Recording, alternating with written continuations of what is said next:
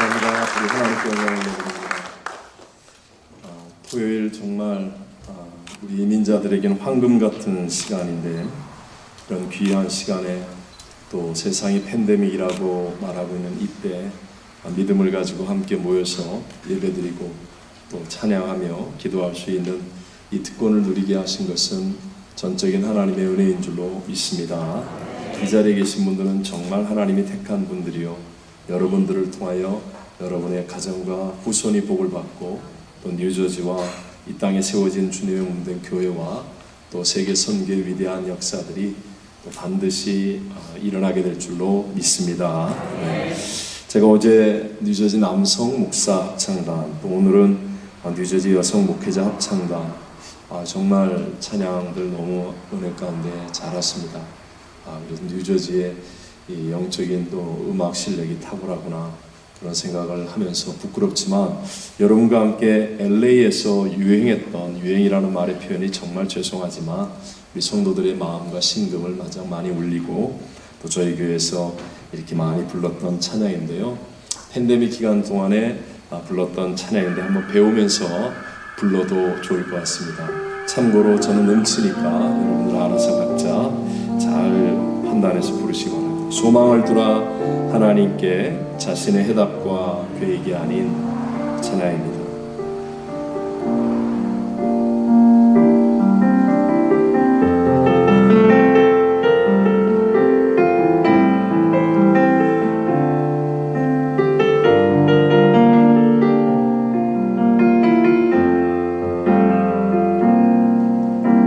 소망을 두라 하나님께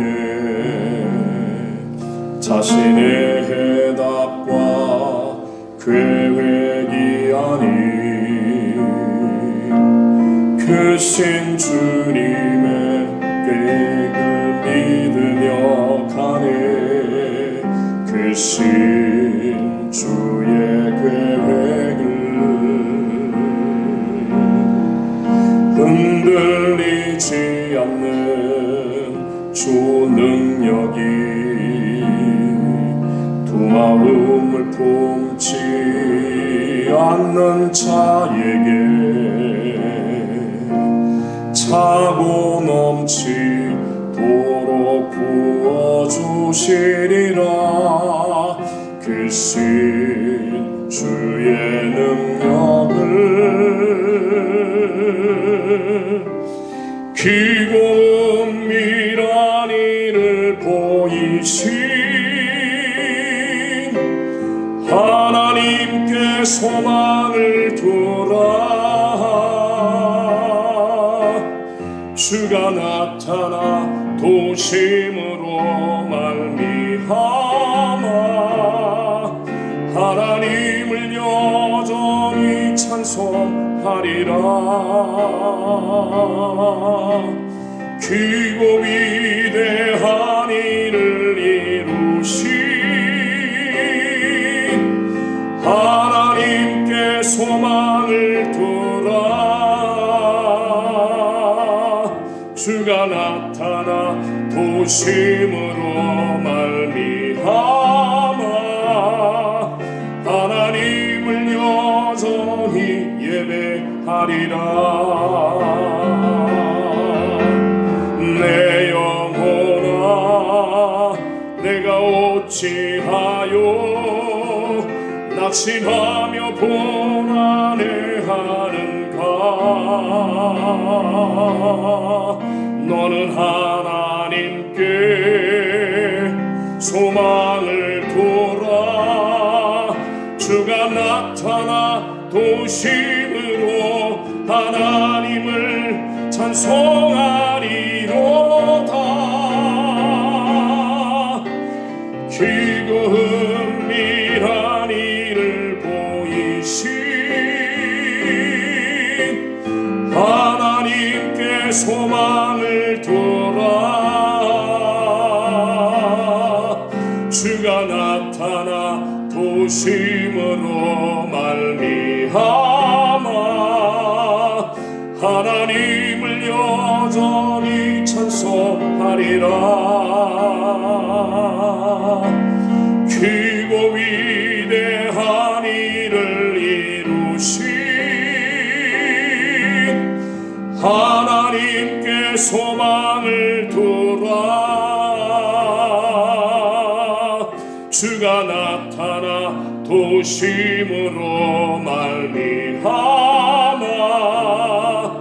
하나님을 여전히 예배하리라. 우리 한 번 더 하겠습니다. 크고 은밀한 일을, 크고 은밀한 일을 보이신 하나님께 소망을 두라. 주가 나타나 도심으로 말미암아 하나님을 여전히 찬송하리라. 크고 위대한 일을 이루신 하나님께 소망을 두라. 주가 나타나 도심으로 말미암아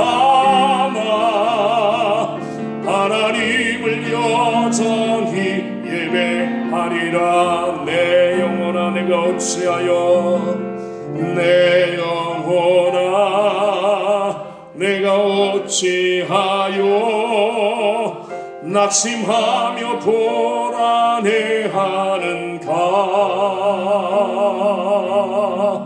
너는 하나님께 소망을 두라. 주가 나타나 도심으로 하나님을 찬송하리로다. 크고 은밀한 일을 보이신 하나님께 소망을 두라. 주가 나타나 도심으로 말미암아 하나님을 여전히 찬송하리라. 크고 위대한 일을 이루신 하나님께 소망을 두라. 주가 나타나 도심으로 말미암아 하나님을 여전히 예배하리라. 아멘. 사실 팬데믹 기간 동안에 저희 교회 성도님들과 함께 참 많이 불렀던 찬양이었고요. 저와 또 우리 모두에게 큰 은혜를 주었고 용기를 주었던 그런 찬양이었습니다. 그래서 여러분과 함께 우리 불러보았습니다. 코비드-19 그 공포가 극에 달했었던 때에 강제적인 자택, 대피 그리고 자가격리에 들어갔을 때 그때 하나님께서 저로 하여금 노아와 노아의 자가격리를 묵상하게 해 주셨습니다. 관공서, 학교, 식당이 다 문을 닫았고 심지어는 교회까지 문을 닫고 100% 온라인 예배를 드리게 되었을 때 그 첫 주일 예배를 드는데 얼마나 눈물이 나는지 정말 가슴이 찢어지도록 아팠습니다. 말 그대로 모든 것이 다 문을 닫았고 다 집에 들어가 앉아 있어야 했었습니다. 오늘 본문 1절 말씀에 보면 여호와께서 이르시되 너와 내 온 집은 방주로 들어가라 라고 말씀합니다. 마치 노아와 자신 그 가족이 방주에 들어간 것처럼 우리 모두도 각자의 집으로 들어가 가족과 함께 있게 됐습니다. 조그마한 창문, 그 창문으로 방주 밖에 물을 살피는 것처럼 사람들은 인터넷이나 TV를 보면서 뉴스를 보면서 집 밖에 팬데믹 코로나19의 이 상황을 짐작했습니다. 축구장만한 그 방주를 짓느라 쉬지 않고 일했던 노아가 방주 안에서 쉬게 된 것처럼 어떤 면에서는 우리도 마침내 그 모든 일상을 내려놓고 일을 쉬었습니다. 그러나 이 쉼은 많은 사람들에게 결코 편안한 쉼은 아니었습니다. 공포 속에 불안해하는 강제적인 근무 중단에 가까웠고, 우리 내일 일을 예측하지 못한 채 사실 많은 염려와 근심 속에 있기도 했었습니다. 방주 속에 노아가 강제적인 자가격리에 들어간 오늘의 우리들과 좀 비슷한 부분이 있지 않았을까, 그런 생각을 했습니다. 여러분, 노아라는 이름의 히브리어 뜻은 쉼 또는 안식이라는 의미를 가지고 있습니다. 그리고 노아는 그 이름처럼 하나님 안에서 어마어마한 홍수와 정말 세상이 다 심판을 받아 죽임을 당하는 그 순간 속에서도 놀라운 평안과 안식을 누렸던 것이 분명한 역사적인 사실입니다. 밖의 상황은 성난 물결처럼 휘몰아쳐도 노아만은 안식할 수 있었고, 무엇보다 중요한 것은 노아는 인생의 후반전의 새 역사를 위대하게 출발할 수 있었다는 것이죠. 인류의 새 종족의 번성이 바로 노아와 노아의 가족, 그의 후손들을 통해서 새롭게 일어났으니 얼마나 위대한 새 출발의 역사라고 말할 수 있겠습니까? 저희와 여러분, 우리 모두가 다 이 팬데믹이라고 하는 전대미문의 사건, 또 자가격리들을 우리 다 경험했고, 아직도 우리 그런 부분 가운데 있는데, 어떻게 해야 우리가 정말 이 시대에 진정한 안식을 누리며, 그리고 팬데믹 이후에 포스트 팬데믹 시대에, 포스트 코로나 시대에 정말 우리들도 노아와 같은 위대한 새 역사들을 이루어갈 수 있을까? 저는 이것이 오늘 본문의 해답이라고 생각했습니다. 그래서 저희 교회에서 사실은 이 본문을 가지고 일주일 동안 우리 여리고 특세를 하면서 우리 포스트 코로나 시대에 우리의 인생 후반전을 정말로 바르게 준비하자라는 그런 내용으로 함께 은혜를 나누었을 때, 사실 정말 성령의 기름 부으심이 참 많았고, 많은 사람들에게 위로와 또 도전과 은혜가 임했던 것이 사실입니다. 저는 오늘 두 가지만 우리 함께 여러분과 은혜를 나누고자 합니다. 첫 번째, 여러분 꼭 이 자가격리, 하나님의 자가격리라고 말할 수 있는 이 시기에 우리가 꼭 해야 될 것은 순종을 훈련하셔야 합니다. 죄송합니다. 한번 해보시겠어요? 무엇을 훈련하라고요? 순종을 훈련해야 됩니다. 순종을 훈련해야 됩니다. 여러분, 노아의 자가격리, 어제 우리 노아에 대한 이야기를 했지만, 노아의 모든 심판, 홍수의 모든 것들, 그의 구원, 문이 닫히고 동물들이 들어오고, 이 모든 것들은 다 하나님의 역사였음을 우리가 분명히 알 수 있습니다. 하나님은 심판이 아니라 사실은 구원의 메시지를 주시고자 함이었었습니다. 그 구원의 메시지 속에서 노아가 방주 안에 들어가서 참된 쉼과 안식을 누릴 수 있었던 반복되어지는 중요한 성경의 말씀이 있습니다. 오늘 본문 5절에도 나오는 노아가 여호와께서 자기에게 명하신 대로 다 준행하였더라 하는 말씀입니다. 이 말씀이 계속하여 반복되고 있습니다. 여호와께서 자기에게 하신 말씀대로 다 준행하였더라. 노아는 철저하게 순종으로 준비된 사람이었습니다. 그러니까 세상의 어떤 팬데믹 속에서도 그는 충분한 쉼과 안식, 또 하나님과의 올바른 관계를 유지할 수 있었고요. 그리고 중요한 것은 이 팬데믹 이후에 위대한 새 역사에 쓰임받는 하나님의 사람이 될 수 있었다는 것입니다.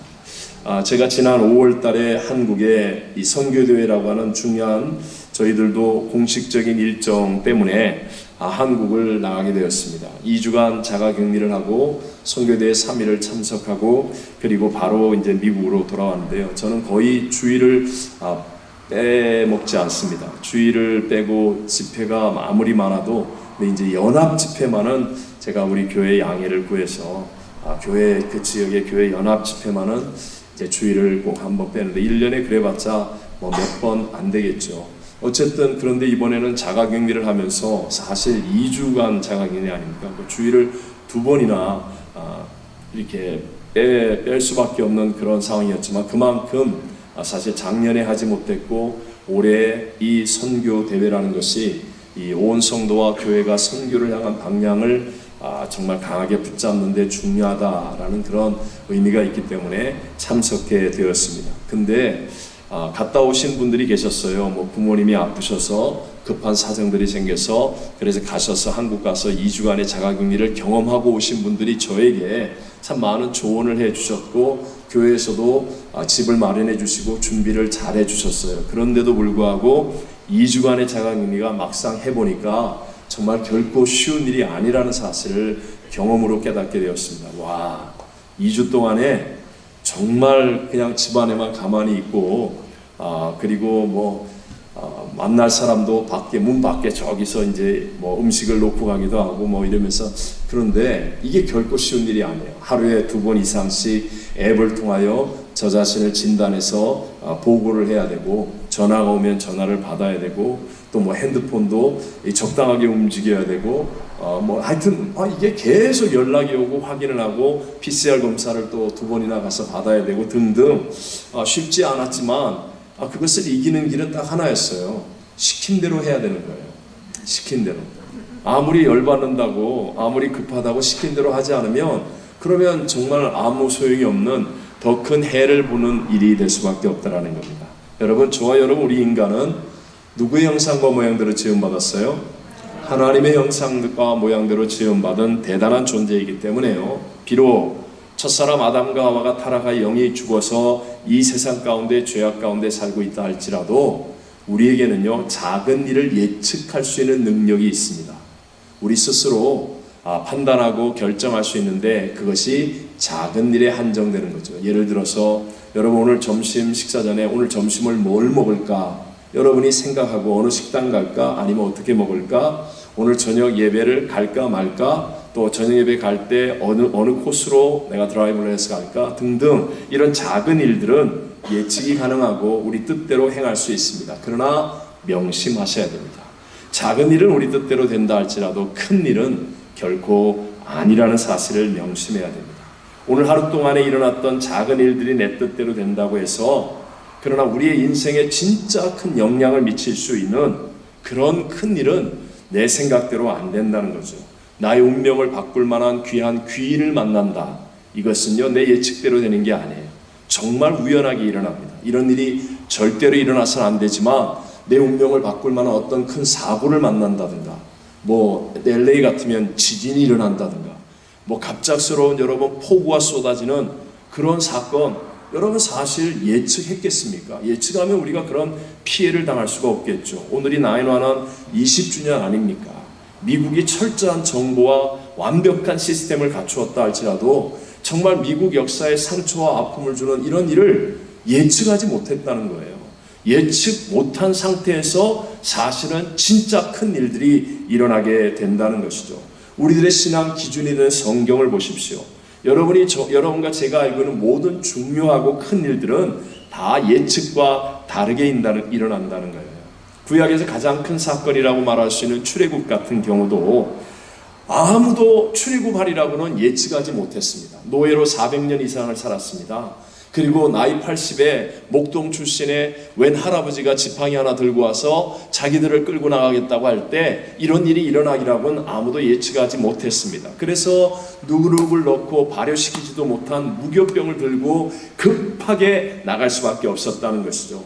또 이스라엘 민족을 살리고 그 애굽의 바로왕으로부터 세계를 무릎 꿇게 만드는 그 전차 부대의 모든 용병 군인들을 다 한순간에 물속에 수장시키는 홍해바다가 갈라지고 덮여지는 그 어마어마한 사건을 누구 한 사람 예측한 사람이 있겠습니까? 아무도 예측하지 못했다는 거예요. 예측하지 못한 일이 사실은 운명을 가르는 일이고 역사를 만드는 일이라는 거죠. 신약 성경에서 정말 소중한 12명의 제자를 선택할 때 그런 사람이 제자가 되리라고는 아무도 예측하지 못했습니다. 여러분, 예수님의 십자가의 죽으심과 부활 또한 과연 예측했겠습니까? 수많은 예언이 있었다 할지라도 실제로 예측하지 못했어요. 제자들도 옆에 있었지만 예수님이 그렇게 십자가에 죽으시리라고는 예측하지 못했어요. 부활하신 예수님 그렇게 들었는데도 불구하고 예측하지 못했기 때문에 만났을 때 당황하고 놀랄 수밖에 없었다는 것이죠.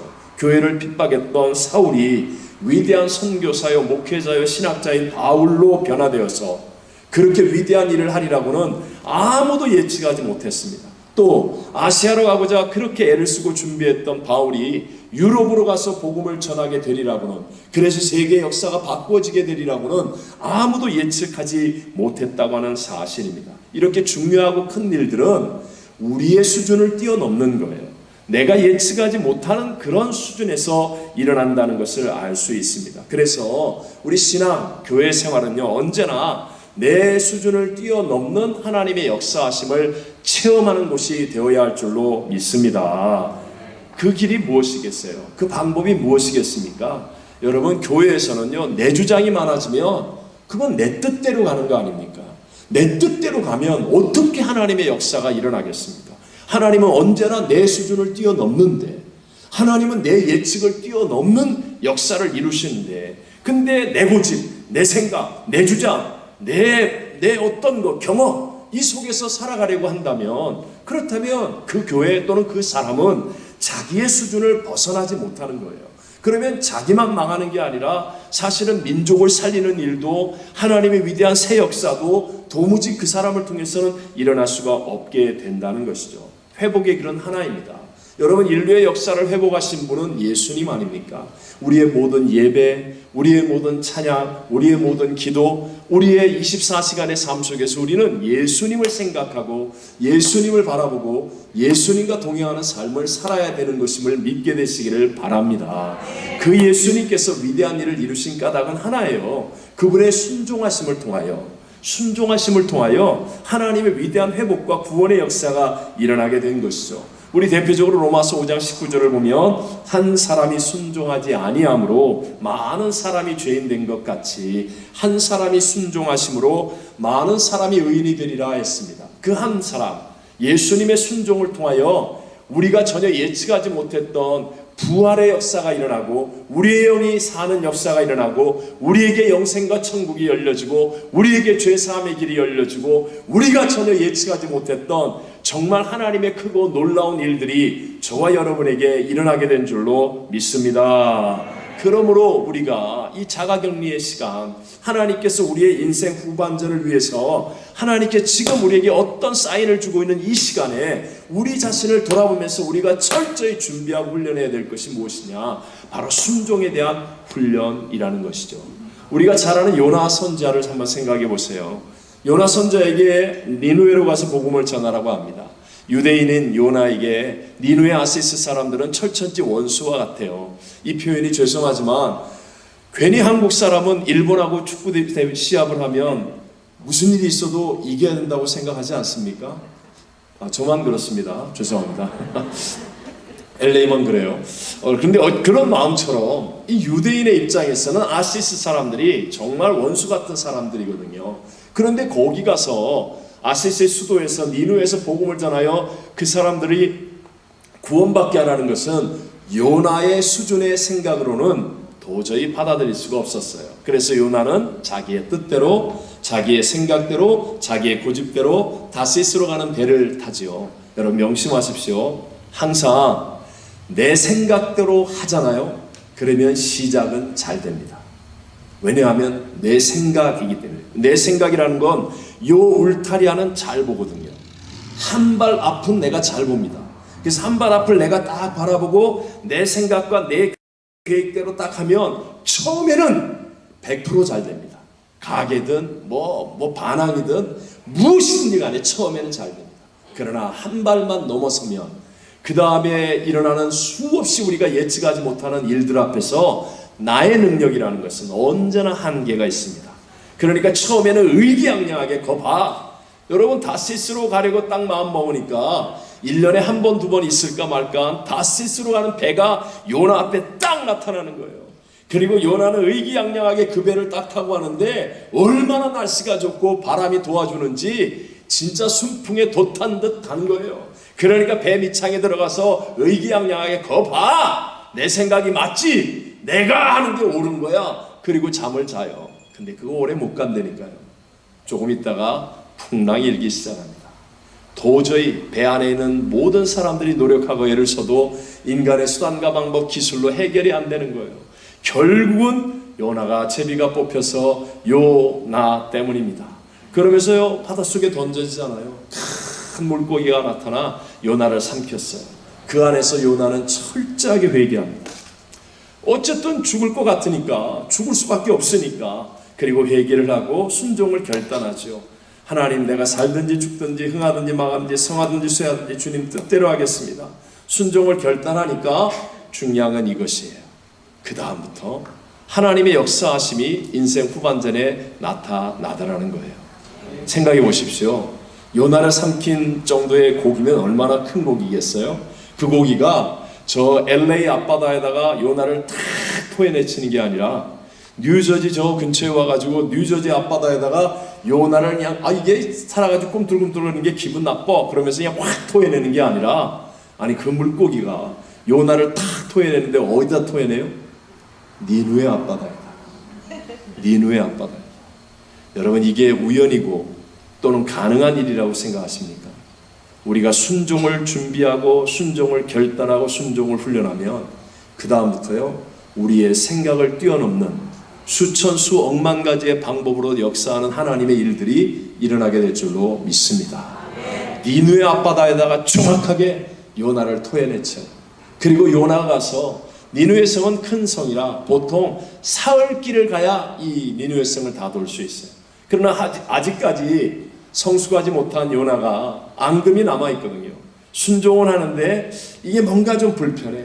그래서 가면서 대강 전하는 거예요. 에이, 야, 니네 회개 안 하면 하나님이 이 성을 멸망한다더라. 그래서 하룻길을 돌았어요. 하룻길밖에 안 돌았는데, 사흘길을 돌아야 하는데 하룻길밖에 안 됐는데, 근데 놀라운 하나님의 역사가 일어나는 거예요. 그 니누의 성 사람들이 임금으로부터 시작해서 그 악하고 독하고 나쁜 사람들로 소문난 그 성 사람들이 임금부터 시작해서 모든 대신과 백성의 이르기까지 다 회개하고 죄를 무릅쓰고 하나님 앞에 금식을 선포하며 회개하였더라. 누가 한 일이에요? 하나님. 우리는 순종을 결단하고 순종을 준비하고 순종을 훈련하며 그 다음에 우리의 생각을 뛰어넘는 하나님 수준의 수천 수억만 가지의 방법의 일들이 반드시 여러분을 통하여서 이 뉴저지에도 일어나게 될 줄로 믿습니다. 한번 생각해 보세요. 자신의 확률, 자신의 가능성을 계산하며 내 생각대로 인생을 살아가겠다는 사람은요, 99% 준비가 되어 있어도 1% 준비 안 된 것 때문에 불안해서 잠을 못 잡니다. 만약에 잘못되면 어떡하지? 만약에 그런 일이 생기면 어떡하지? 1% 때문에 99%를 준비해 놨어요. 자기가 수고하고 노력하고 애를 써서. 그런데 그 1% 때문에 두려워하고 불안하고 염려합니다. 그런데요, 하나님에 대한 순종이 훈련되지 않습니까?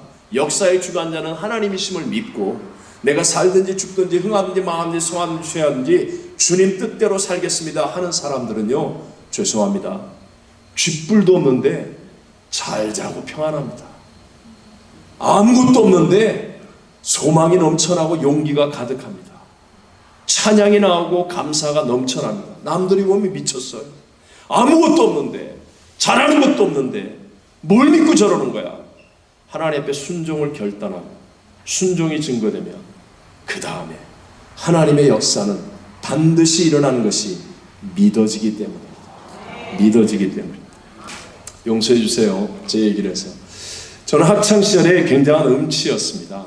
제가 중학교를 미션스쿨 나왔는데 그러다 보니까 이제 찬양을 잘 많이 부르게 되고 학교에서 음악 이 비중이 조금 있었어요. 그러면 그 음악 실기 시험을 보잖아요. 그러면 막 성적이 너무 떨어지는 거예요. 음악 선생님이 아무리 저를 이쁘게 보고 점수를 잘 주고 싶어도 그 모든 학생들 앞에서 부르는 나의 노래 때문에 점수를 줄 수가 없는 거예요. 제가 이 음치를 고쳐보려고 학원도 다니고 무지막지한 선생님에게 매를 맞아보기도 하고 정말 애를 썼어요. 근데 안 고쳐졌어요.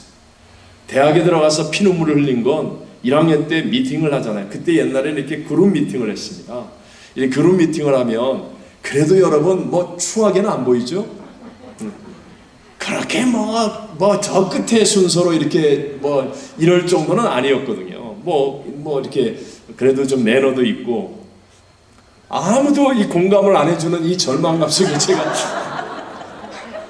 괜찮았어요. 그런데 그때는 참 기타를 치고 노래 부르고 이런 분위기가 많았어요. 그래서 이제 좀 분위기가 참 좋아지고 그러면 또 마음에 드는 상대도 있고 그럴 때는 아마 이제 이게 기타를 치고 노래를 부르는 거예요. 그러면요, 저는 집에 와야 돼. 얼마나 야유를 하고 얼마나 핀잔을 주고 기대했다 실망감에 아마 제 아내를 만나려고 하나님이 그렇게 하신 거겠지만 근데 어쨌든 여러분은 웃지만 저에게서는 일생일대 최악의 콤플렉스가 노래하는 거예요. 교회를 다니는데도 노래를 못합니다. 정말 최악의 고통 속에 있었습니다. 그래서 기타를 배웠습니다. 제가 기타를 정말 열심히 배워가지고 우리 찬양 인도하시는 분 앞에서 죄송하지만 너무 찬양 인도를 잘 하시더라고요. 근데 저도 기타를 배워서 그냥 정말 각오하고, 그리고 제가 대중 앞에서 노래를 했다가 정말 맞아 죽을 뻔했습니다. 왜냐, 차라리 혼자 네 마음대로 불러야지 기타 소리 따로 너 따로 이건 못 봐주겠다 막 이러면서요 야유를 퍼붓고. 그럼 어쨌든 저에게는 참 상처가 컸습니다. 그런데 제가 청년회장을 할 때요, 교회에서 이제 토요일 날 정리를 하고 이제 가려고 하는데 담임 목사님이 자동차를 타고 퇴근을 하시다가 저를 딱 보셨어요. 그러면서 차를 딱 세우고 창문을 내리더니 그 전날 금요일 날 밤에 제가 정말 그 이전에 이제 쭉 쌓여온 게 있었어요. 그래서 하나님 앞에 내 일생에 대해서 하나님 내가 순종을 결단합니다 라는 그런 어떤 사건들이 있었습니다. 정말 하나님 앞에 진지하게 나의 인생의 앞길에 대해서 하나님의 부르심에 대한 이 두려움이 너무 큰 거예요. 저는 안 됩니다. 계속 나는 못합니다. 그러고 있을 때 마음속에 내가 이건 피할 수 있는 일이 아니니까 내가 도전해야 되겠다. 부딪혀는 봐야 되겠다. 그리고 금요일 날 철회 기도를 하면서 순종을 결단한 날, 그 다음날 토요일 날 우연히 교회 성전에서 딱 마주쳤는데 목사님이 창문을 딱 내리면서 가시다가 청년회장님 왜 성가대 안에 빨리 가서 성가대 연습 들어가세요 그러는 거예요. 그분은 제가 음치인 줄 모르는 거예요. 그래 이게 말이 안 되잖아요. 그러고 나서 싹 목사님 그게 아니고 제가 이렇게 하려고 그러는데 가셨어요. 그러고 난 다음에 이건 말이 안 돼. 당연히 말이 안 되죠. 그러고 가려고 그러는데요. 이 순종을 결단한 이 마음의 당김. 내가 어제 결단했는데, 내가 하나님 앞에 소원했는데, 이건 안 된다. 그리고 막 갈등하다가 성가대 연습하는데 갔습니다. 성가대 연습하는데 딱 들어가니까 성가대에서 지휘자님하고 막 있다가 청년회장 온다고 막 박수를 쳐주는 거예요. 민망하게 이럴 게 없었죠. 그래서 어느 파트를 하겠냐고 그래서 베이스요. 그리고 베이스 가서 앉았는데 그때 성가대장님, 지휘자님이 여자분이었어요. 굉장히 깔끔하고 정결한 그런 여자분이 있었어요. 근데 믿음도 좋으시고요. 그래서 성가 연습을 시작했는데 파트별로 연습을 하는데 베이스. 근데 그날따라 베이스를 두 사람밖에 안 왔어. 그래가지고 악보를 주고 이건 쉬운 거니까요 막 이러면서 막 이렇게 얘기하면서 베이스하고 하는데요, 뭐 제 본색이 다 드러나잖아요. 그러니까 그 인자하고 깔끔하고 믿음 좋았던 그 여자 지휘자님이, 나 지금도 기억해요. 이 보면대를요 지휘봉으로 탁탁탁 세 번을 치면서 누가 장난해요 그러는 거예요. 난 진심인데. 제가 그 서름을 계속 겪었습니다. 그러다가 세 번째 주인가 한 달이 채 되기 전에 하나님이 탁 지혜를 주셨어요. 그게 입만 뻥긋뻥긋하는 거예요. 입만 뻥긋뻥긋하는 거예요. 그래서 성가대 피스를 펴고 입만 뻥긋뻥긋했어요. 근데 저 하나님 앞에 결심을 했기 때문에요, 정말 성가대 연습 일찍 와서 피스 정리 다 하고 제가 성가대 가운도 빨았습니다. 근데 그때 알았습니다. 이 성가대 가운은 절대로 빨 게 아니라는 거. 빨기는 빨았어. 다 가져서 아무도 안 보는 데서 다 가져서 양동에다 놓고 막 그냥 진짜 막 그 뭐라 그럽니까? 때 꽂아물이라고 그래요. 꽂아물. 막 이게 그걸 딱 빨았는데요. 딱 말렸는데 구김이 갔는데 구김이 막 가가지고 막 진짜 뭐 그런데 대려 펴지질 거예요. 펴지질. 혼났습니다. 제가 그때. 근데 어쨌든 진짜 내가 순종하는 것 열심히 하겠다. 그러니까 딱 하나님이 지혜를 주셔서 입만 뻥긋뻥긋. 그래서 그 다음부터는 입만 뻥긋뻥긋한 거예요. 그래서 욕은 안 먹었어요. 그런데요, 이렇게 순종을 몇 달을 하는데 나중에는 피스를 펴고 예수님 그러면요 폭포수 같은 눈물이 쏟아져요. 눈물 콧물이 쏟아집니다. 하나님 찬양합니다. 그러면 입만 뻥긋뻥긋 하는 거예요. 그런데도 그냥 막 눈물이 쏟아져요. 그래갖고 제일 뒤쪽에 남자 베이스에 앉았는데 그냥 피스를 가리고 이게 뭐 거침없이 그냥 눈물 콧물이 쏟아지니까요. 예배 끝난 다음에 앞에 앉았던 이렇게 믿음 좋은 귀한 권사님, 이 귀한 분들이 저한테 오셔가지고 내가 청년회장님 때문에 은혜 받아 남의 속도 모르고. 어느 날이었습니다. 어느 날 다른 교회 지휘자님이 계셨는데 그 집에 갈 일이 있었어요. 그래서 같이 가서 세 사람이었는데 그분이 피아노를 치면서 찬송을 부르자는 거예요. 식사를 하고 난 다음에 찬송을 부르는데 제가 같이 막 찬송을 부르는데 사람들이 아무 소리도 안 하는 거예요. 몇 곡을 부른 다음에 알았습니다. 왜 반응이 없지? 그때부터 이게 음이 나오는 거예요. 제 음이 나오는 거예요. 제 음이. 그러면서 제가 베이스를 하는데 베이스가 되는 거예요. 내 생전에 처음으로. 그러니까 그 지휘자님이 성씨예요. 성이 성씨인데 야, 내가 정말 청년회장님 같은 분이 우리 교회 성가대 한 명만 있으면 좋겠다. 기적이 일어났습니다. 그리고 제가 이제 버지니아에서 연합 집회를 하는데 그때 조영기 목사님 뉴욕 성회하실 때 연합성가대 지휘자를 하셨던 여자분이 계셨어요. 근데 거기에 오셔서 집회를 참석하셨습니다. 제가 지금 같은 모르는 노래를 이렇게 잘 모르는 노래를 부른 게 아니라 그냥 기도할 때 부르는 아주 쉬운 노래를 제가 그때 몇 번 불렀어요. 그랬더니 이 지휘자님이 이제 끝난 다음에 강사방에 같이 오셔서 차를 마시면서 저한테 진짜로 이렇게 얘기하셨어요. 목사님은 어느 성악을 어디서 성악을 전공하셨어요? 제가요 그 한마디에 제 영혼과 마음속에 있었던 그 어린 시절의 상처가 다 씻겼어요. 그분은 진짜로 물어보시는 거예요. 어디서 성악 전공하셨어요? 제가 그날 그분 아이스크림 사드렸습니다. 네, 어쨌든 제가 굳이 이런 얘기를 하는 거예요. 전 지금도 아직도 박치예요. 박자 잘 못 맞추고 아직도 잘 못해요. 그런데 성령이 감동하면 남들이 굉장히 은혜스럽다고는 그래요. 네, 어쨌든 중요한 거는 제가 이렇게 얘기하는 거. 제가 이제까지 그날 그 작은 순종이 저에게는요 결코 쉬운 일은 아니었어요. 그러나 그 순종 이후에 지금까지 40년이 넘도록 저는 찬양의 은혜가 제 안에 넘쳐나요. 정말 찬양하면서 많이 불러요.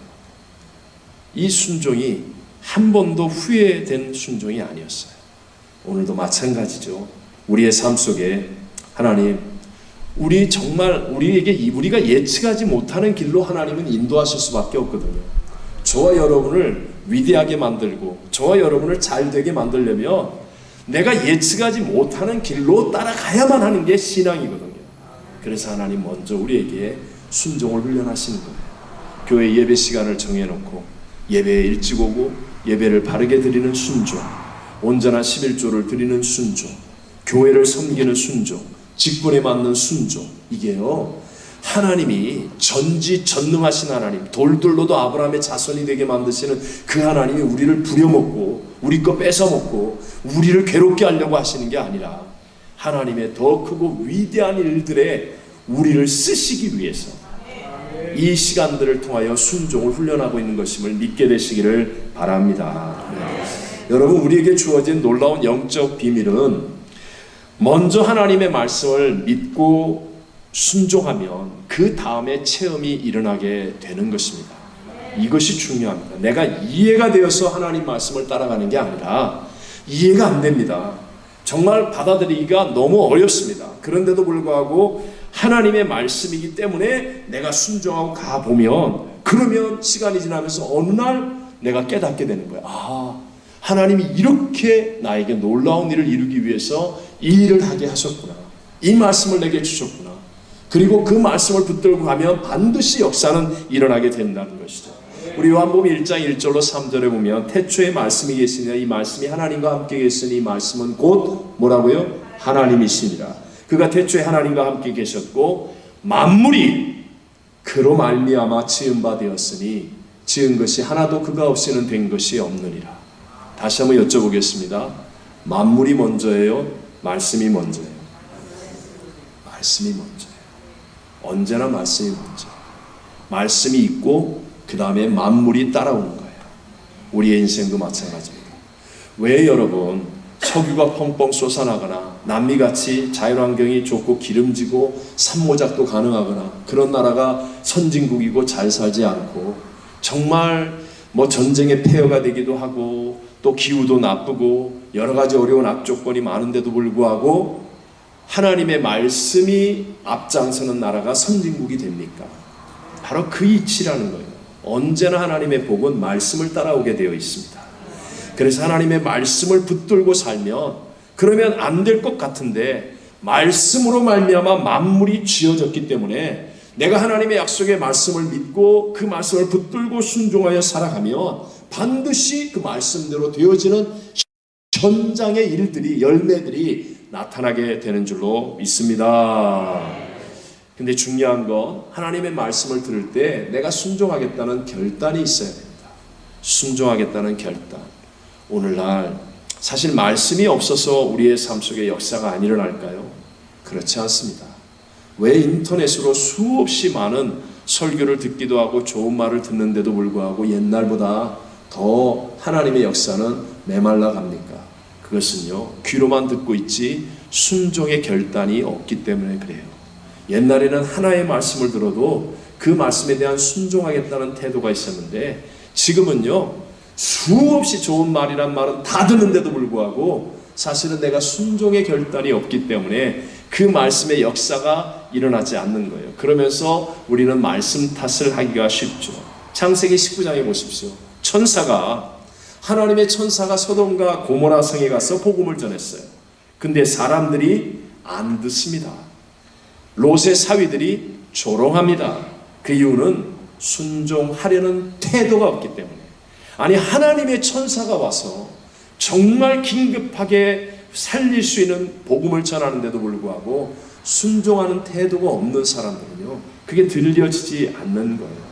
결국 불과 유황의 심판으로 박살이 나죠.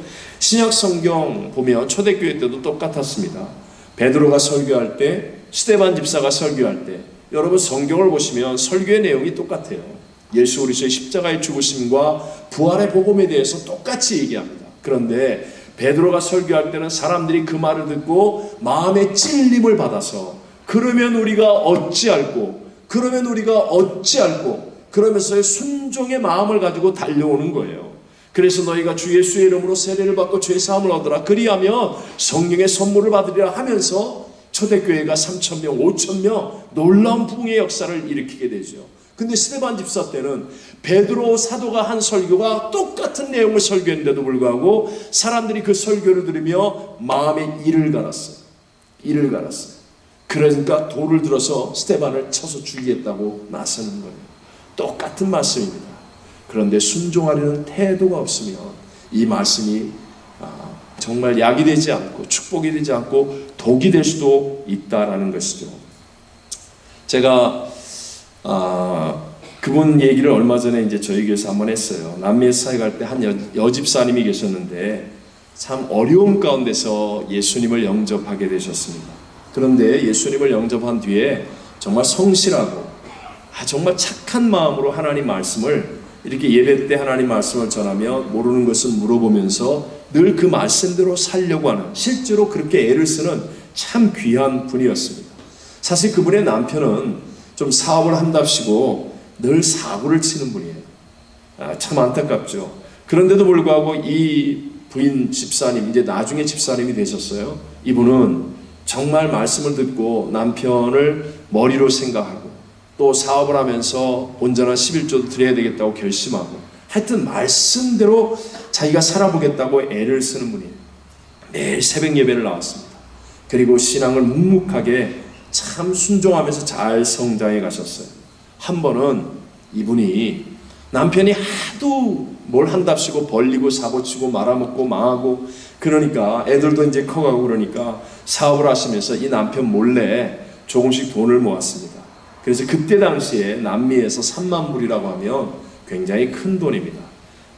그런 3만 불 현찰을 드디어 몰래 모아가지고 있었는데 적지 않은 돈이죠. 근데 어느 날 예배를 드리는데 자꾸만 마음속에 저희 그 선교지 하는데 그 헌금하라는 마음의 감동이 들어오더라는 거예요. 그러니까 이 양반은 아직 그런 경험이 없는데 굉장히 마음이 어려웠답니다. 힘들었답니다. 그런데 정말 일주일이 지난 다음에 이분이 그 돈을 헌금하셨어요. 하나님의 마음에 순종해서 헌금했습니다. 근데 그 헌금하고 난 다음에 한 달도 안 되어서 남편이 동업자와 함께 벌린 사업이 아주 큰 어려움을 겪게 되면서 그 부인이 하던 사업장까지 완전히 다 망할 지경이 되었어요. 그래서 다 이제 빚잔치를 하는 그런 입장이 되는 거예요. 그러니까 제가 걱정이 되더라고요. 야, 이분이 그 귀한 돈, 정말 이런 때를 위해서 준비한 돈이었는데 이걸 정말 하나님께 드리고 이런 일이 생기면 어떡하나. 그러고 마음속에 생각했는데 그 여집사님이 저한테 이렇게 얘기하셨어요. 자기 주님께 너무너무 감사한데. 깜짝 놀랐습니다. 아니 어떻게 이렇게 감사를 고백할까 그랬더니 이분이 하시는 말씀이, 만약 그때 자기가 그 3만 불 하나님 앞에 드려야 되겠다는 마음의 감동을 순종하지 않았다면 자기는 그 순종하지 않은 것 때문에 남편 사업이 망하고 자기도 다 이렇게 빚잔치 하게 되는 그런 어려움을 만나게 되었을 것이라고 생각하여서 다시는 자기가 제기하지 못했을 것 같아요. 그런데 하나님 앞에 딱 드리고 나니까, 그리고 난 다음에 이 고난이 다가오니까 이제는 용기가 생긴대요. 하나님이 우리 남편도 변화시키고 하나님이 나에게 새 역사를 이루어 주실 거라는 믿음이 생긴다는 거예요. 와, 정말 그때 당시에 목사보다 나았습니다. 이 새신자지만 집사님, 저도 감동받았어요. 잊혀지지가 않아요. 근데 그분 정말 1년도 되지 않아서요, 놀랍게 일어나게 되었고, 문제는 진짜 중요한 건 그 남편이 교회 나왔다는 거예요. 교회 나와서 그냥 눈물을 흘리고 그러면서 부인 뒤를 잘 쫓아다니면서 교회를 잘 다니게 되었어요. 신앙과 가정이 점점 좋아지는 그런 모습을 그때 보았습니다. 여러분, 저와 여러분, 이 코로나 팬데믹 이후에 정말 우리의 인생 후반전을 잘 준비해야 되지 않습니까? 어제도 말씀드렸지만 우리의 인생의 가장 최대의 영광스러운 사건은 죽음입니다. 우리 인류의 가장 위대한 사건은 예수님의 재림입니다. 여러분, 영생과 천국을 위해서 우리 정말 잘 준비해야 되지 않습니까? 그러기에 여러분, 먼저 순종을, 하나님 말씀에 대한 순종을 철저하게 준비하고 훈련하는 은혜가 있게 되시기를 주의 이름으로 축원합니다. 두 번째가 기도를 훈련해야 됩니다. 무엇을 훈련하라고요? 기도를 훈련하셔야 됩니다. 팬데믹 이후에 우리 진실로 하나님의 위대한 새 역사, 역전승, 반전의 주인공이 되기를 원한다면 우리는 기도를 훈련해야 됩니다. 우리가 말씀을 순종하려고 하면 반드시 태클이 들어오게 되어 있습니다. 왜냐하면 이 땅의 정사와 권세를 잡고 있는 자는 원수 마귀이기 때문에. 여러분, 교회에서 가만히 있을 때는 아무도 뭐라고 안 그러는데 그 가만히 있는 분이 마음의 뜨거움을 가지고 열심히 봉사하면 희한하게 시기와 질투가 생기고 비난도 나오고 지적도 나오고 태클이 들어오죠. 그래서 저희 교회에서는 묵시적으로 다 하고 있는 말이 있어요. 우리 교회가 어떤 일을 할 때 태클이 들어오지 않으면 이 일은 하나님의 일이 아니다. 이렇게 묵시적으로 얘기합니다. 그래서 태클이 들어오지 않으면 이건 하나님의 일이 아니라는 생각을 합니다. 그래서 태클이 들어와도 전혀 시험 들었다 이런 얘기하는 사람이 이제는 거의 없습니다. 잘 이겨냅니다. 무엇으로 이겨내야 합니까? 기도로 이겨내는 거예요. 기도로, 그때 기도하면 내가 커지든지 문제가 작아지든지 모든 것이 다 합력하여 선이 되죠. 근데 만약에 내가 기도하지 않고 내 힘으로 부딪히면 그러면 모든 것이 다 엉망진창이 되어져요. 근데 반대로 기도하면 오히려 원수마귀의 태클 때문에 더 크고 놀라운 일들이 일어나게 되죠. 아까도 말씀드렸지만 하나님의 말씀의 수준은 언제나 내 생각을 뛰어넘습니다. 내 생각보다 높아요. 하나님이 내 생각과 같다면 그분이 어떻게 하나님입니까? 세상에 수없이 많은 종교들이 있지만 종교는요, 우리가 열심히 연구하고 열심히 노력하면 뭔가 따라갈 수 있습니다. 왜요? 사람이 만들었기 때문에. 막 색깔을 어렵게 칠하고 계단을 많이 만들고 뭐 이상한 걸 만들어놔도 막 이렇게 연구하다 보면 이래서 그러면서 알 수 있습니다. 왜요? 사람이 만들었기 때문에. 나보다 좀 뛰어나고 나보다 좀 사색이 많고 나보다 좀 더 철학적이고 어떤 사람이 만들었겠지만, 그래서 조금 가는데 어려울 수 있을지 모르지만 그래서 이렇게 됩니다. 근데 기독교는요, 하나님이 우리에게 계시하시는 거예요. 처녀가 아들을 낳아요. 십자가에서 하나님의 아들이 죽어요. 죽었는데 사흘 만에 부활해요. 여러분은 성령께서 지금 감동하셔서 믿게 하셨기 때문에 믿는 것이지, 세상 사람들이 우리를 바라보면 저거 바보들 아니야? 저 멍청한 거 아니야? 저 박사가 저거 가지고 저 눈물 흘리면서 엎드려 기도하는 거 저거 뭐 왜 저러는 거야? 이해가 안 됩니다. 하나님의 수준의 일들이 우리의 삶 속에, 내 자손의 삶 속에, 우리의 내일에 일어나기를 원한다면, 그래서 나를 뛰어넘고 세상을 뛰어넘으려면 기도해야 한다는 거예요. 여러분, 노아가 방주를 짓는 동안에 노아가 뭐 고깃배를 하나 지어봤겠습니까? 아니면 뭐 조그만 무슨 뭘 하나 해봤겠습니까?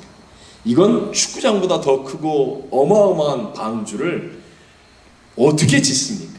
그것도 온 식구들이 다 매달려 거의 100년이 넘는 시간 동안에. 이건 미친 짓이죠. 수많은 사람들의 조롱과 멸시가 있었습니다. 그럼에도 불구하고 노아는 극복했습니다. 모든 것이 하나님의 뜻대로 이루어졌습니다. 이 과정 속에 반드시 필요한 것이 기도라는 것이죠. 여러분, 기도하는 것과 기도하지 않는 것의 가장 큰 차이는 내가 원하는 대로 사는 것과 하나님의 원하심을 이루어가는 것이라고 말할 수 있습니다. 죄송합니다. 한 번만 정직하게 자기 자신에게 대답해 보십시오. 이제까지 내가 살아온 인생을 돌아보며 우리 정말 다 후회 없이 잘 살았다고 하실 수 있습니까? 저는 참 후회하는 게 많아요. 그때 내가 조금 더 사랑할 걸. 그때 내가 조금 더 인내할 걸. 정말 후회되는 게 많아요. 정직하게 말해서 우리 이민자들 많은 아픔과 고통이 있잖아요. 이제는 그런 것을 끝내야 되고, 우리 정말 위대한 이 포스트 코로나를 준비해야 됩니다. 이제 우리의 인생의 후반전에는 더 위대한 역사를 우리가 일으켜야 됩니다. 그러려면 이제까지 살아온 건 나였거든요. 근데 이제까지 그렇게 후회와 아픔과 상처와 미련을 남겨놓은 그 삶을 내가 계속해서 내 뜻대로 그렇게 살아가면 그건 똑같아지는 거예요. 똑같은 거예요. 불을 보듯 뻔한 거예요. 그런데 나의 인생이 하나님의 손에 의해서 점핑을 하거나 블랙스루를 만들거나 하나님과 함께 동행하며 내가 생각했던 것보다 더 위대한 새 역사를 이루어갈 수 있기를 원한다면, 그것은 바로 기도하는 것에 달려있다는 것 믿게 되시기를 바랍니다. 그래서 예수님이 시험에 들지 않게 깨어 기도하라 이렇게 얘기하시잖아요. 시험은 선택을 할 때 내 생각대로 하는 것을 시험이라고 말합니다. 내 생각대로 하면 반드시 시험 들어요. 그래서 기도하라라는 것은 내 생각은 이거였는데 기도하다 보니까, 그러니까 하나님의 마음의 원이 내게 다가오고 하나님의 생각과 하나님의 인도를 따라 선택하고 행동하게 되죠. 그래서 결국은 시험을 이기는 자가 되는 것은 기도하는 것밖에 없다라는 것이죠. 예수님의 제자들도 기도하지 않고 자신의 열정과 자신의 노력을 가지고 전진할 때는 백전백패했잖아요. 다 실패했잖아요. 다 도망쳤잖아요. 큰 소리는 다 쳤는데 다 부인하고 도망치고 저주하기까지 하고.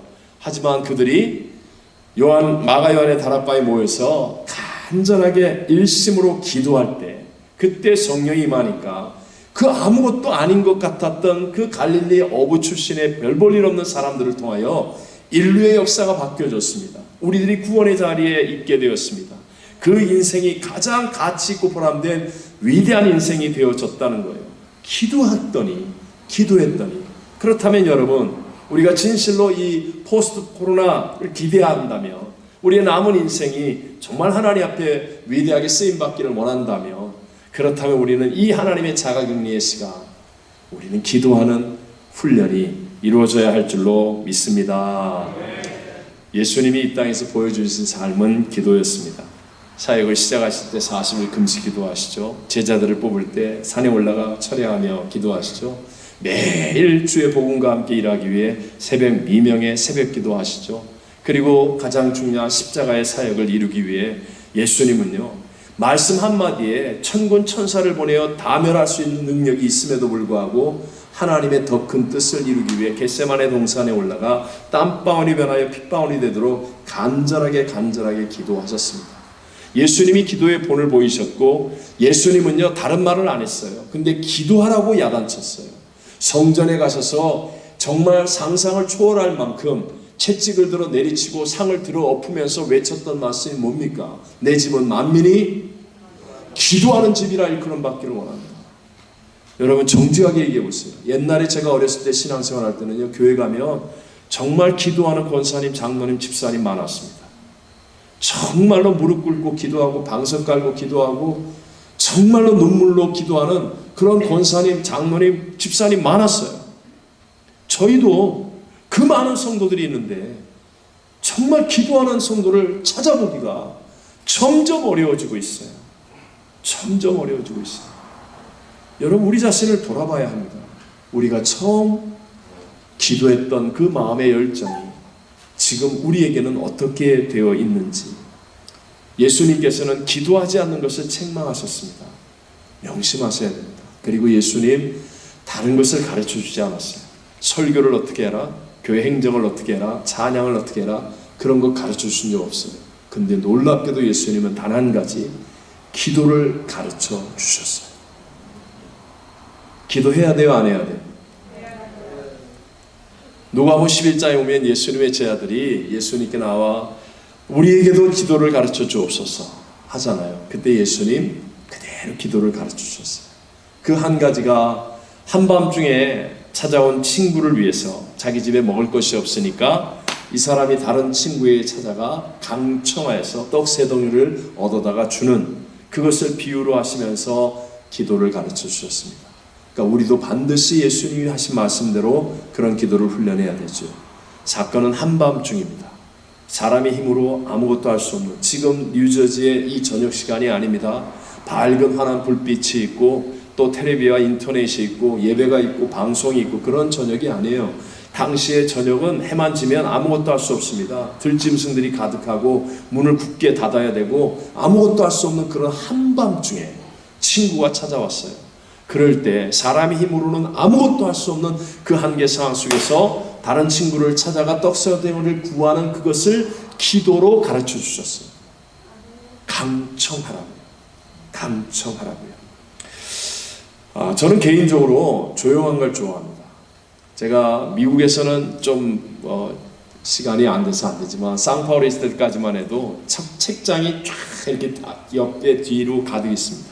그럼 제가 바퀴 달린 의자에 앉아가지고 설교를 준비하다가 제가 쫙 뒤로 밀고 안 보고 이렇게 더듬어서 그 책을 딱 뽑으면 책이 나왔어요. 제가 좀 그런 스타일이었어요. 정리정돈하는 거 좋아하고요. 그리고 막 어디 가서 떠드는 거 싫어하고요. 저는요, 여기 집회 와서 여러분 같이 계신 분을 절 봐서 알겠지만 전 집회를 하도 예배 때 이외에는 안 나갑니다. 밥 먹으러 가자 그러면 나갑니다. 그러니까 밥 먹는 거 이외에는 그냥 호텔에 그냥 있습니다. 저는 호텔에서 책 읽고 그냥 커피와 먹을 것만 있으면 그냥 가만히 있는 게 좋아요. 그래서 제 아내는 거의 집회를 안 따라오기 위해 몸부림을 치지만 안 따라갈 수가 없으니까 저는 그런 스타일이에요. 제가 처음에 여의도 순복음교회를 학창시절에 저희 어머니 때문에 나가게 됐습니다. 사실은 다른 교회를 다니다가 저희 어머님이 너무 편찮으시고 아프셔서 부축이 필요해서, 허리가 몹시 아파서 부축이 필요해서 어머니를 따라 이제 사춘기 때 처음 나갔는데 제가 여의도 순복음교회 나가다가 기절할 뻔했잖아요. 일단은 교회를 못 들어가게 쫙 막아놓고 있더라고요. 그 추운데 막 강바람이 부는데, 그러더니 갑자기 막 저 위에서부터 막 그냥 그 뭐 썰물이에요, 밀물이에요. 사람들이 쏟아졌는데 여기서 딱 새끼줄 같은 걸 거두니까 막 달리기 시작하듯이 성전을 향해 뛰어들어가는 거예요. 그걸 보고 일단 놀랐습니다. 그 어렸을 때니까요.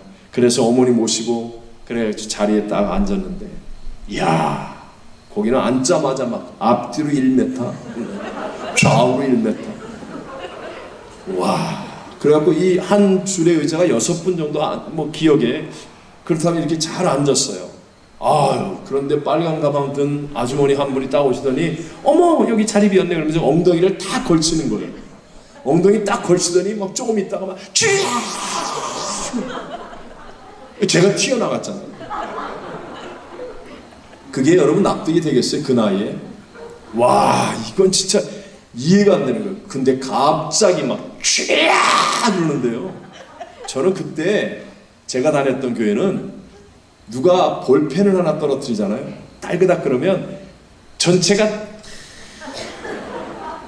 목사님 설교 딱 시작하면 다 조용히 있는데 가만 쳐다보면 다 자는 것 같아요.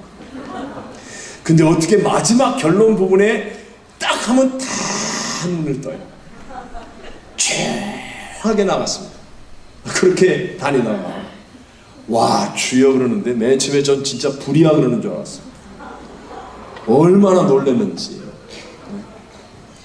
그러니 여러분 그게 적응이 되겠어요? 이야 이거 잘못된 교회 나왔다. 근데 저는 내 평생에 잊혀지지 않는 한마디가 있습니다. 제가 어머니에게 이제 끝나고 가면서 어머니 꼭 여기 나와야 돼. 잘못된 것 같아. 우리 교회 가자. 저희 어머님이 딱 이렇게 얘기했어요. 유철아, 난 여기서 하나님을 만났다. 이렇게 얘기를 하시는 거예요. 그래서 저도 이제 어머니에게 나도 하나님 만났어요. 이렇게 얘기하려고 하는데 이 말이 안 나와요. 나도 하나님을 만나본 적이 있나? 내가 하나님의 은혜라는 걸 받아본 적이 있나? 이런 마음이 여기서 탁 그 말을 멈추게 하는 거예요. 그래서 어머니 모시고 몇 번 가는데 정말 기도하는 게 정말 부딪혔습니다. 마음에 안 들었습니다. 그런데 자꾸 말씀을 들으니까 믿음이 생기는 거예요. 믿음이. 그러면서 어느 날 저도 모르게 같이 주여 그러다가 제가 깜짝 놀랐고 내가 왜 이러냐 내가 왜 이러냐 주여 조금씩 변화되기 시작했어요. 그리고 제 입이 열려지고 기도하며 저도 성령의 세례를 받고 제 인생이 다 송두리째 바뀌어졌습니다. 남미에서 파라과이는요 굉장히 덥다고 그랬잖아요. 저희 교회 그때 당시에 66,000평의 기도원 수양관이 있었습니다. 정말 그 가운데 소나무 숲이 있습니다. 남미에서 귀중한 소나무가 정말 높이 자라서 그 밑에는 온통 그늘이에요. 아열대 기후이기 때문에 습도가 없기 때문에 아무리 더워도 그늘 밑에만 가면 참 시원하고 상쾌한 게 이제 그곳 날씨인데 그 소나무 숲을 이루고 있으니까 얼마나 좋은지 전 교인이 다 가서 야외배를 드려도 구역별로 그 안에서 다 앉아서 식사를 할 수 있어요. 그러니까 자주 가게 되었어요. 그러니까 가서 야외배를 드리면 뭐 어느 이민사회나 마찬가지지만 저희도 시골이고 그러니까 막 음식들을 막 그냥 바리바리 싸우시는 거예요. 구역별로. 그래갖고 음식 싸와서 이제 예배드리고 난 다음에 이제 기도하고 식사를 하는데 한국 분들이 급하잖아요. 그러면 막 이제 예배 끝나자마자 막 그냥 음식 다 풀어가지고 먹을 준비 다 하고 막 와라. 그러면 이제 기도하기를 기다리는 거예요. 그리고 기도하고 딱 눈을 뜨면 놀랍게도요. 이 파라과이의 파리는 죄송합니다. 이 똥파리라고 그러나요? 마디 하나만 해요. 마디 하나. 물론 작은 것도 있어요. 이 큰 파리가 옹 그러면서 날아와요. 그럼 이게 파리가 탁 앉으면 무슨 쪽 장군처럼 앉아요. 그럼 막 이렇게 치면 갔다가 또 잘 안 가요. 그 잠깐 기도하고 눈 뜨면 때로는 그 파리가 하얗게 알을 낳아요. 이게 뽀글뽀글 그러면 그 정성껏 준비했던 음식 버리는 거예요. 위에 것만 어떻게 걷어내고 먹어요. 여러분 상상이 잘 안 갈 거예요. 버리는 거예요. 그럼 막 그냥 화가 나기도 하고 안타깝기도 하고 그런데 제가 그땐 너무너무 은혜를 받은 사건이 있었어요. 그 똥파리가 사람이 쳐도 안 가고 무엇으로도 도망가지 않는 그 똥파리가요. 딱 하나 못 앉는 음식이 있었어요. 딱 하나 못 앉는 음식. 어떤 음식인지 아세요? 네, 맞습니다. 펄펄 끓는 음식. 딱 가져와서 찌개 끓이는 거 있잖아요. 찌개를 막 끓이고 있어요. 그러면요 천없는 파리도 못 앉아요. 제가 그때 너무너무 은혜 받았어요. 너무 은혜가 많았어요. 교회에서요, 누가 시험 들어요? 이따가 그냥 오늘 저 목사가 시간 보니까 또 오래 할 거 아니에요. 오늘 뭐 성가대가 또 이상하네. 반드시 파리가 와서 앉아. 파리가 와서 앉아. 그런데요, 예배 올 때마다 심령이 끌어올라서 기도할 때 끌어오르는 심령으로 주님, 내가 은혜 받기를 원합니다. 주님, 나의 인생이 하나님의 뜻 가운데 살아가기를 원합니다. 하나님의 뜻이 이루어지기를 원합니다. 끓는 심정이 되어보세요. 그러면요, 원수마귀가 한 길로 왔다 7길로 떠나게 될 줄로 믿습니다. 제가 그걸 배웠어요. 저 정말 소리 지르고 시끄러운 거 싫어요. 근데 저희 교회는 굉장히 뜨겁게 기도합니다. 뭐 실시간 예배가 있고 인터넷이 있으니까 뭐 누구나 다 확인합니다. 저희 교회는 모든 예배에 설교 전에 10분 통성 기도를 합니다. 여러분 10분이라는 시간을 한번 재보시겠어요? 그럼 굉장히 긴 시간입니다. 통성 기도를 10분 하는 거예요. 일어나서 10분 동안 통성 기도하는 거 한번 들어보십시오. 막 떠나갈 듯이 기도합니다. 그리고 설교가 끝나면 또 10분, 짧으면 10분, 길면 20분 통성 기도합니다. 그 이후로 거의 시험이 사라졌습니다. 거의 시험이 없습니다. 물론 개개인적으로 뭐 좀 삐지는 분도 있고 사람 사는 사회니까 오늘 새벽에 말씀드린 것처럼 문제는 항상 있으니까요. 하지만 그 기도 속에서요, 정말 놀라운 하나님의 은혜가 있고 성장이 있고 하나님의 일들이 이루어져 가는 것을 보게 되는 거예요. 생각하지 못했던 하나님의 다음 단계가 정말 모두에게 체험되어지도록 이루어져 가는 거예요. 오늘도 하나님은 완벽한 사람을 찾으시는 것이 아니라 기도하는 사람을 찾고 계십니다. 제가 이 간증 마지막으로 하고 마치겠습니다. 제가 이 간증 좀 부끄러운 간증이기도 하지만 저에게 있어서 이제 파라과이에서 사역을 시작하면서요, 제가 어제 물질의 그 어려움 얘기했었잖아요. 정말 하나님이 책임지시겠다고 했는데, 근데 실제로는 현실로는 참 어려웠어요. 많이 굶었고 정말 차비가 없어서 걸어다녀야 했고 그걸 표시내지 않으면서 또 하나님의 일을 해야 되고 그때 너무 어려웠어요. 그래서 한밤에 아무도 없을 때 제가 성전 강단에 방석 갖다 놓고요, 여기 앉아갖고 한날 철야했습니다. 지금은 사실 지갑이 이렇게 두툼하지만 그때는 빈 지갑 방석 밑에 깔아놓고요, 그리고 이렇게라도 안 하면 저 자신을 어떻게 할 수가 없을 만큼 절망적이고 힘들었습니까? 그래서 방석 깔아놓고 하나님 살아계시잖아요. 기드온에게 주셨던 표적처럼 하나님은 하실 수 있잖아요. 그러면서요, 방석에다가 이거 깔아놓고 왜 이거 집어넣고 했겠어요? 이 안에 채워달라고. 하나님 이 안에 채워달라고. 정말 절박했어요.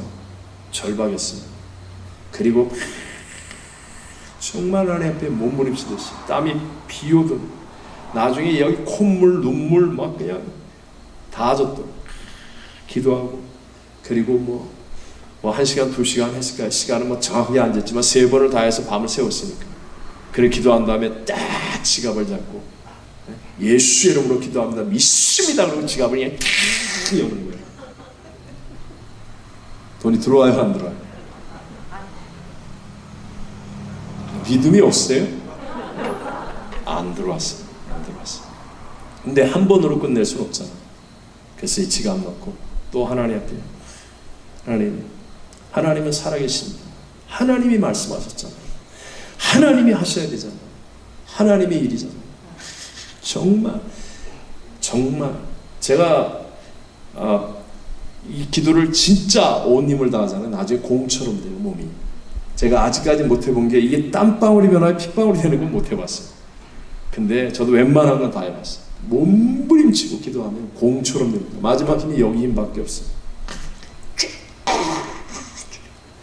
막 부르짖는 거예요. 그리고 주여 예수여 믿습니다. 그리고 지갑을 딱 꺼냈는데 아무것도 없어요. 근데 또 우리 한국 사람은 꼭 3-4번은 해야 되잖아요. 야, 2번 하고 일어나서 나가기엔 너무 이게 초라한 거예요. 3-4번은 하자. 그리고 3-4번 안 들어왔어. 새벽 예배 시간이 어느덧 다가오는 거예요. 4시가 가까워. 그래서 일어나서 막 휴지 가지고 눈물 콧물 땀으로 그냥 범벅이 되는 거예요. 정리하고 씻으러 새벽 예배 드리려고 이제 문을 열고 딱 나가는데 아직 해가 뜨기 전이에요. 해가 뜨기 전인데 해가 이제 빛이 비추고 있는 때 딱 문을 열고 나가는데요. 놀랍게도 진짜 제 가슴 속에 하나님이 찾아와서 계신 것 같아요. 하나님. 그냥 온 천지가 저를 향해서 막 응원하는 것 같아요. 막 나뭇잎이 떠오르는 태양이 내가 너 안다. 내가 너와 함께한다. 와, 이게요 말로 어떻게 형언할 수 없는 막 감격과 믿음이 내 안에 들어.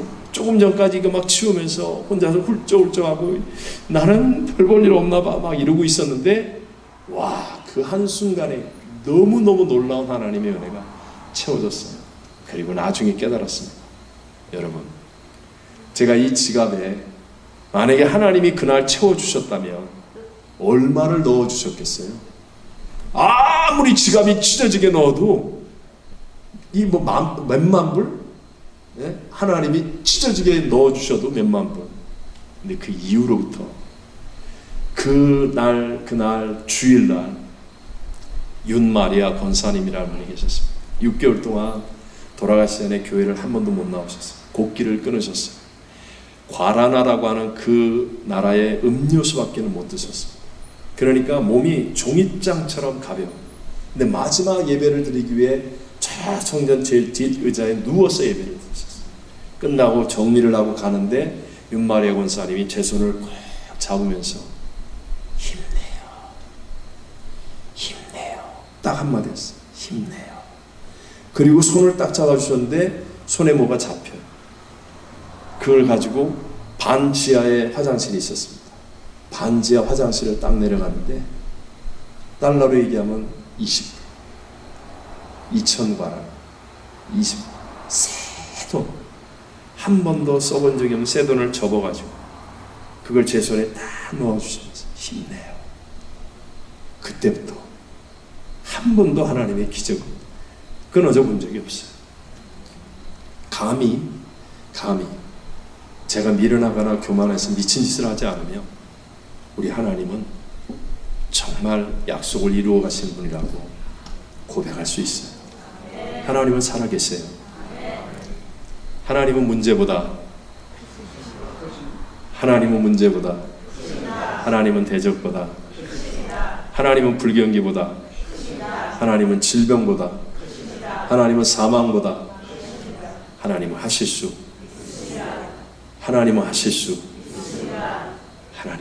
있어요. 오늘도 하나님은 완벽한 사람을 찾는 게 아니라 기도하는 사람을 찾으세요. 기도하면 내 생각과는 다르지만 그러나 모든 것이 합력하여 선을 이루시는 하나님의 위대한 역사는 반드시 우리들의 삶에 일어나게 될 줄로 믿습니다. 여러분, 이 찬송가 한 번만 같이 부르고 마치겠습니다. 아까 배웠던 찬양 우리 한 번만 부르겠습니다. 하나님께 소망을 두라.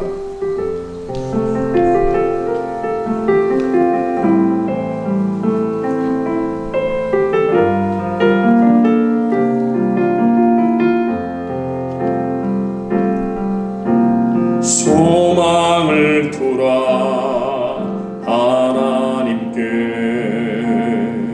자신의 해답과 계획이 아닌 크신 주님의 계획을 믿으며 가네. 크신 주의 계획을 흔들리지 않는 주 능력이 두 마음을 품지 않는 자에게 차고 넘치도록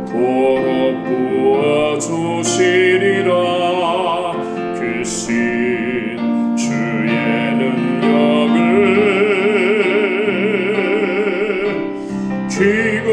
기근밀한 일을 보이신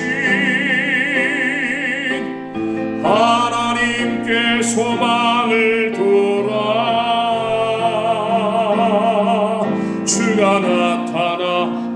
도심으로 말미암아 하나님을 여전히 찬송하리라. 크고 위대한 일을 이루신 하나님께 소망을 두라.